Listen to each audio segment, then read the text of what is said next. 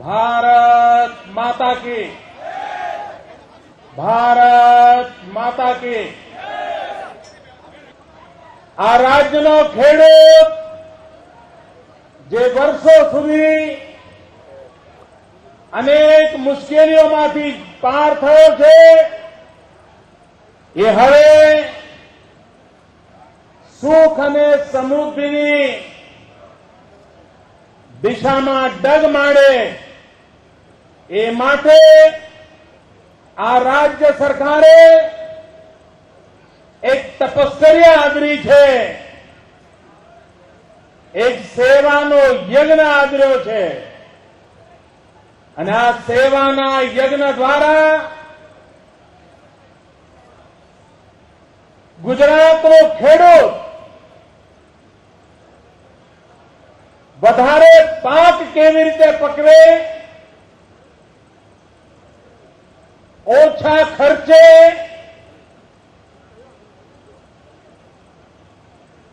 ખેતી કેવી રીતે કરી શકે, ખેતી કર્યા પછી એને પૂરતો ભાવ મળી રહે એ માટેનો પ્રયાસ આ રાજ્ય સરકારે ઉપાડ્યો છે। આ ધોમ ધકતા તાપમાં 40-45 ડિગ્રી સૂર્ય તપતો હોય એવે વખતે સરકારના 1 લાખ કરતા વધારે મારા કર્મચારી કર્મયોગી ભાઈઓ બહેનો ગુજરાતના ગામડા ખૂંદી રહ્યા છે, ગુજરાતના ખેતરો ખૂંદી રહ્યા છે અને ગામડે ગામડે જઈને પલાઠી વાળીને ખેડૂતો જોડે બેસે છે, ખેડૂતોના સુખ દુઃખને સમજવાનો પ્રયાસ કરે છે અને સાથે મળીને રસ્તો કેમ નીકળે એના માટેના સફળ પ્રયોગો કરે છે। ભાઈઓ બહેનો, આખા દેશમાં ખેતીના ક્ષેત્રમાં એવી દુર્દશા થઈ છે, બિયારણ જોઈએ ત્યારે બિયારણ ન મળે, ખાતર જોઈએ ત્યારે ખાતર ન મળે, પાણી જોઈએ ત્યારે પાણી ન મળે, વીજળી જોઈએ ત્યારે વીજળી ન મળે અને પાક પાકે ત્યારે ભાવ ન મળે। આ ખેડૂતના નસીબમાં આખા દેશમાં લખાયેલું છે। કમનસીબ એવી છે, ગુજરાતનો ખેડૂત કપાસ પકવે, આખા દેશમાં કપાસનું ઉત્પાદન કરીને આ દેશની આર્થિક શક્તિ વધારવાનું કામ ગુજરાતનો ખેડૂત કરે। મોંઘું બિયારણ લેવું પડે તો એ પણ લે, કોઈ રોગચાળો લાગુ ન પડે એના માટે મોંઘામાં મોંઘી દવા વાપરવી પડે તો પણ વાપરે અને કપાસ પાકીને બજારમાં આવે ત્યારે ભારતમાં સરકાર, દિલ્હીમાં બેઠેલી સરકાર ખેડૂતના ઉપર પ્રતિબંધ મૂકે કે તમે કપાસ પકવ્યો તો સારું કર્યું, પણ દુનિયાના બજારમાં જઈને તમને તમારો કપાસ વેચવાનો અધિકાર નથી। અહીંયા ભાવ મળે કે ન મળે, તમે તમારો કપાસ અહીંયા વેચો। ભાઈઓ બહેનો, આ દિલ્હી સરકારની આડોડાઈને કારણે, આ દિલ્હી સરકારની ગુજરાતના ખેડૂતો પ્રત્યેની વિરોધ ભાવનાને કારણે આજે ગુજરાતના ખેડૂતો કપાસ અડધી કિંમત થઈ ગઈ, ખેડૂત મરણ પથારીએ પડે એવો જીવલેણ હુમલો દિલ્હીમાં બેઠેલા શાસકોએ કર્યો છે અને એમના મળતીઓ ગુજરાતના ખેડૂતને બચાવવા માટે કંઈ કરવા તૈયાર નથી. અને પાછા એમ કે છે પ્રતિનિધિ મંડળો જાય, ખેડૂતનો કપાસ વેપારીના ત્યાં પહોંચી જાય, ખેડૂત લૂંટાઈ જાય અને વેપારીઓ પાસે બરાબર માલ ભેગો થાય પછી એમ કે છે કે અમે વિદેશમાં નિકાસ કરવાની છૂટ આપીશું. કેમ ભાઈ?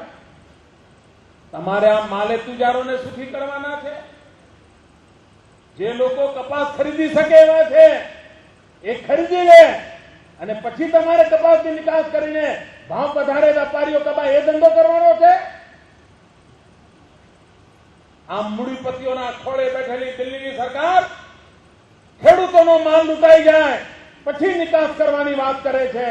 અને એટલા જ માટે મેં પ્રધાનમંત્રીને પત્ર લખ્યો કે તમે જેટલું મોડું કરો છો એટલો મારો ગુજરાતનો ખેડૂત મરી રહ્યો છે. તમે તાત્કાલિક કપાસ નિકાસ કરવા માટેની છૂટ આપો. નથી આપતા. રાજકીય આટાપાટા રમે છે. ક્રેડિટ કોને મળે એની ચિંતા કરે છે. હું જાહેરમાં કહું છું, લો હમણાં 1 કલાકમાં તમે કપાસની નિકાસ કરવાની છૂટ આપી દો, હું આખી ક્રેડિટ તમને આપી દઈશ. ભેજા તમારો ફોટો મૂકીને હારતોરા કરીશ. મારા ખેડૂતને તો બચાવો ભાઈ. પણ ના, એમને ચિંતા એ છે આની ક્રેડિટ કોને મળે. અરે તમારી ક્રેડિટની લાઈનમાં મારા ખેડૂતની ક્રેડિટ ખતમ થઈ રહી છે અને એટલા માટે અમે તમને કહીએ છીએ કે તમે આવા કાયદા ન કરો. એના જવાબ નથી આપતા. હમણાં અમારા મંત્રી દિલીપભાઈએ પંચમહાલ ડિસ્ટ્રિક્ટ કોઓપરેટિવ બેંક સાથે કેવું રાજકારણ ખેલાઈ રહ્યું છે એનો વિગતવાર અહેવાલ તમારી સામે મૂક્યો. આ સરકાર જવાબદારી લેવા તૈયાર છે પણ એ લોકો કાંગળિયા દબાઈને બેઠા છે. આ પંચમહાલના ખેડૂતોને, પંચમહાલના ગામડાની મંડળીઓને, ખેડૂતોને ધિરાણ ના આપે એટલા માટે આ કારસા રચાઈ રહ્યા છે. ખેડૂતોને બરબાદ કરવા માટેના ખેલ ખેલાઈ રહ્યા છે અને ત્રાગા કરવા નીકળી પડે છે. ભાઈઓ બહેનો, આ ગુજરાતના ખેડૂત વિરોધીને ઓળખવાની જરૂર છે. આ તમારા દુશ્મનોને ઓળખવાની જરૂર છે. એમને તમારું ભલું કરવામાં રસ નથી. એમને તો તમે બરબાદ થાઓ એમાં રસ પડ્યો છે. અને એટલા જ માટે ગુજરાતના ખેડૂતને પાણી જોઈએ. પાણી માટે આપણે કઈ ભાઈ નર્મદા ડેમ અમને ઊંચો કરવા દો, એમાં અડે આવવાનું. ગુજરાતના ખેડૂતનું ભલું થાય એવું એક કામ નહીં કરવા દેવા. અને ભાઈઓ બહેનો, આ દિલ્હીની સલ્તનત થાય કરી લે, અમે એવો પરસેવો પાડીશું, એવો પરસેવો પાડીશું. અમે ગુજરાતના ખેતરો લીલાછમ કરીશું. અમે ગુજરાતના ખેડૂતનું જીવન બદલીને રહીશું. અમે એમ થાકીએ એવા લોકો નથી. એમ અમે કોઈની ધમકીઓથી ડરવા વાળા લોકો નથી. રોજ સવારે નવો ફતવો બહાર પાડે દિલ્હી વાળા મારા વિરુદ્ધમાં, રોજ હવાલમાં. મોદીને આજે પકડીશું, મોદીને કાલે પકડીશું. રોજ સવારમાં એક ધમકી શરૂ કરે છે. આ જ કામ તમને દિલ્હી સરકાર ચલાવતા ના આવડતું તો તમારું સબ જાણે. અમને તો ગુજરાતનું ભલું કરવા દો ભાઈ, એમાં શું કરવા આડે આવો. પણ નહીં, નકારાત્મકતા, દરેક ચીજમાં નકારાત્મકતા. શું જાહેર જીવન આવું હોય? તમારી દિલ્હીની સરકારને કોણ રોકે છે? તમે આખા પંચમહાલના ગામે ગામ જાઓ ને ભાઈ, દિલ્હી સરકાર જે આપે લો આવીને ફાળવી દો, તમને સામે જ હું રસ્તો કરી આપીશ, લો આવો ભાઈ. કરવું નથી. ખેડૂતોની ચિંતા નથી કરવી એમને. ભાઈઓ બહેનો, આપણે આ ધોમ ધકતા તાપમાં મહેનત કરીએ છીએ ને એના ફળ દેખાય છે. હું અહીં આવતા પહેલા અહીં જે પ્રદર્શન મૂક્યું છે એ પ્રદર્શન જોવા ગયો. મારી તમને બધાને વિનંતી છે, તાપ લાગે તો લાગવા દેજો પણ પ્રદર્શન જોયા વગર જતા નહીં. ખેડૂતોને એટલું બધું ઉપયોગી છે આ માર્ગદર્શન છે. તમારો વિશ્વાસ વધશે કે વાહ, આ બધું કરી શકાય, આવી રીતે કરી શકાય. અરે આ તો આપણે પણ કરી શકીએ. અને ખેડૂતનું એક વાત નક્કી છે, એક વાર એ જુએ ને તો પછી એ માની લેતો હોય, અને એકવાર માને તો પછી એ સાહસ કરીને નવો પ્રયોગ કરવા તૈયાર થતો હોય છે. ભાઈઓ બહેનો, પંચમહાલ જિલ્લાની અંદર વનબંધુ કલ્યાણ યોજના અંતર્ગત આજે કૃષિ એન્જિનિયરિંગ કોલેજનું આપણે ઉદ્ઘાટન કર્યું છે.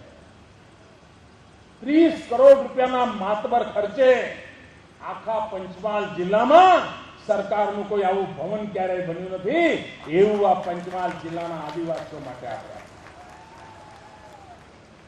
આખા ગુજરાતના વિદ્યાર્થીઓ આજે ગોધરા ભણતા આવા થાય, આ દ્રશ્ય કોઈ કલ્પના કરી હતી મિત્રો? નહીં તો પહેલા ગોધરા આજુબાજુથી લોકો આખા ગુજરાતમાં જતા હતા ડામરના કામ કરવા માટે. અમે પંચમહાલ જિલ્લાની સિકલબત્તી નાખવા નીકળ્યા છીએ, આખું ગુજરાત ગોધરા આવતું થઈ જાય એવી અમે એન્જિનિયરિંગ કોલેજ ઉભી કરીને એગ્રોટેકનું કામ ઉભું કર્યું. સ્થિતિ બદલી શકાય, અને સ્થિતિ બદલવા માટેનું કામ અમે ઉપાડ્યું છે. ભાઈ, એ કામની અંદર આપ લોકો સાથ સહકાર આપો, આપના આશીર્વાદ જોઈએ. ખેતીમાં અનેક નવા પ્રયોગો, ખેડૂતને બિયારણ સસ્તું મળેની ચિંતા, કંપનીઓને બોલાવીને કહ્યું ખબરદાર છે, ગુજરાતના ખેડૂતોને અમે લૂંટવા મળીએ. આખા હિન્દુસ્તાનમાં ખેડૂતોને બિયારણ મળે છે, એના કરતા ગુજરાતના ખેડૂતોને સસ્તું મળે એના માટે સરકારે પૂરી તાકાત લગાવી દીધી.